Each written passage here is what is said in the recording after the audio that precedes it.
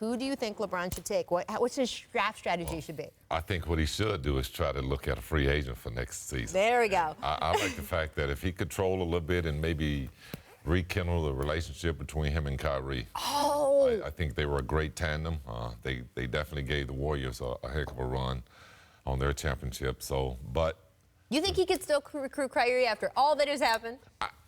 I didn't see anything wrong with LeBron's and Kyrie relationship. I think Kyrie fell out with the Cavs organization, and later we found out that LeBron didn't agree with them trading him and wanted the opportunity to probably keep Kyrie, but it didn't work out that way. But if you're trying to win an all-star game and you're talking about a game that's scoring over 200 points, you got to give me James Harden. That's certainly true lately. First of all these East owners have to stop being so short-sighted and such wimps about these ideas. So just stop. Just do something for the good of the league. It's not going to happen. I'm saying they should just stop being such wimps. Have you not met the top 1% of this country? Just stop being wimps.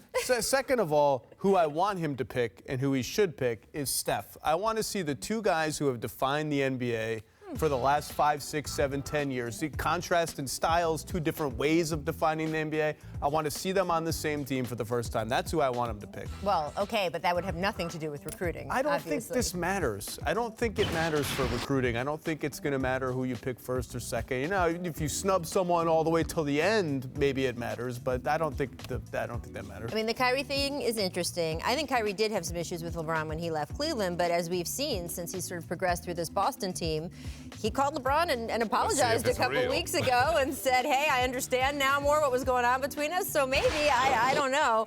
I do think it's interesting, though, not just who the first pick is going to be, but kind of how it falls out. The starters all get drafted first, then the players get to draft the reserves. Last year, we got the final list of teams, and we got a sense sort of how the draft unfolded, but this time, it's really going to be, this is why the draft being televised is so great. We're going to be able to see kind of how all the little tiny politics plays out, like the fourth pick, the fifth pick, who's sitting there at the end, all of that fun stuff. Do you think they should put them all into one pool, or do you like that they have to draft the starters first? Well, I think that the starters, who gets to be a starter needs to still mean something. Otherwise, we shouldn't have all this voting, right? Okay. So I agree. So it should mean something. And I mistakenly thought that they did just kind of put them all into a pool. And someone from the league corrected me, Amanda, because she's right. Like, you have to have it mean something, right? Yeah, I guess you can't put them all in the same draft pool and still have them start the game. I guess that's right. That doesn't make any sense. It would be more fun.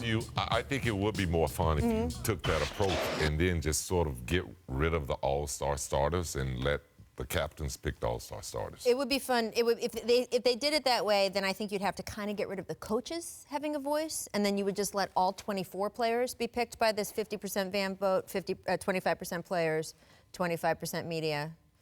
That way, then like who picks who could be a thing. It's a lot of math. A lot of math now. Sorry, coaches.